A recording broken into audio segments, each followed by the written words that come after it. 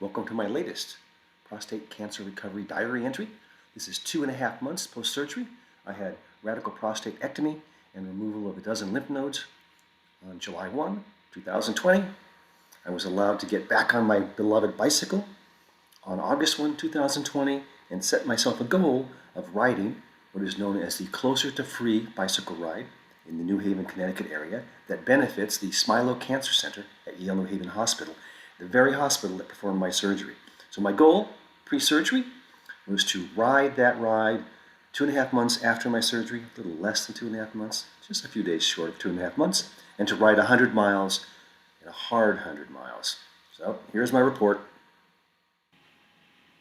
Again, the Closer to Free ride is an annual event that benefits the very cancer hospital that performed my prostate surgery.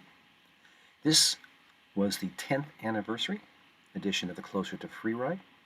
Now I thought I would look for some motivation, so I went out and bought myself a new bicycle shortly before my prostate surgery. Yes, indeed, a pink Cannondale with all the fancy trimmings, and started training.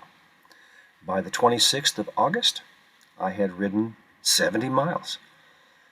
Built up to that with my very first ride was about 15 miles, then I rode a 30 mile, then I rode a 15 mile, then I rode a 50 mile, and by August 30th, I rode 80 miles.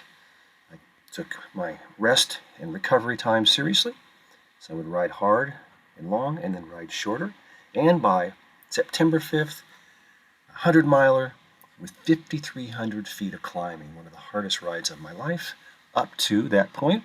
But on the day of Closer to Free, September 12th, I rode another 100-miler with 37 personal records, several age group records along the way, averaging nearly 16 miles an hour on my beautiful bike with my beautiful Closer to Free riding jersey.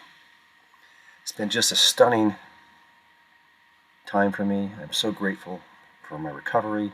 I have indeed worked really hard for it. I hope that this will motivate other folks, that a 65-year-old who has his prostate and several lymph nodes ripped from his innards can pick himself up and train and come out the other end at least as strong as he went in before the surgery.